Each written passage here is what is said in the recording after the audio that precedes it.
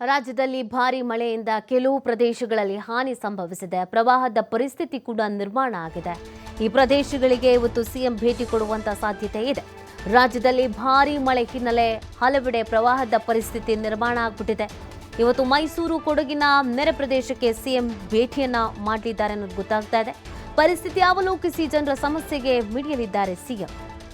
ಬೆಳಗ್ಗೆ ಮೈಸೂರು ಜಿಲ್ಲೆ ಕೊಡಗು ಜಿಲ್ಲೆಗೆ ಸಿಎಂ ಸಿದ್ದರಾಮಯ್ಯ ಭೇಟಿ ಕೊಡಲಿದ್ದಾರೆ. ಬೆಳಗ್ಗೆ 10:45ಕ್ಕೆ ಮೈಸೂರು ಜಿಲ್ಲೆ ನಂಜನಗೂಡಿಗೆ ಭೇಟಿ, ಮಧ್ಯಾಹ್ನ 12:45ಕ್ಕೆ ಕೊಡಗು ಜಿಲ್ಲೆಗೆ ಭೇಟಿಯನ್ನು ನೀಡಲಿದ್ದಾರೆ ಸಿಎಂ.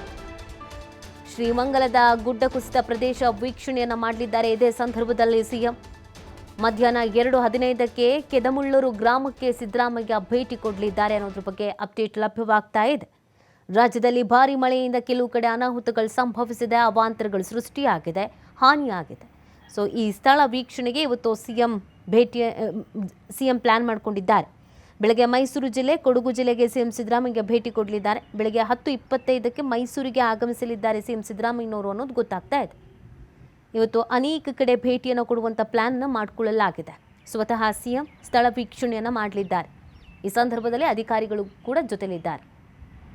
ಸೊ ಈ ಸಂದರ್ಭದಲ್ಲಿ ಏನೇನು ಹಾನಿ ಆಗಿದೆ, ಎಷ್ಟೆಷ್ಟು ಹಾನಿ ಆಗಿದೆ, ಇದೆಲ್ಲದ್ರ ಬಗ್ಗೆ ಕೂಡ ಮಾಹಿತಿಯನ್ನು ಪಡ್ಕೊಳ್ತಾರೆ. ಆದಷ್ಟು ಬೇಗ ಸರಿಪಡಿಸಿ ಅನ್ನುವಂಥ ಸೂಚನೆಯನ್ನು ಕೂಡ ಅಧಿಕಾರಿಗಳಿಗೆ ನೀಡಲಿದ್ದಾರೆ.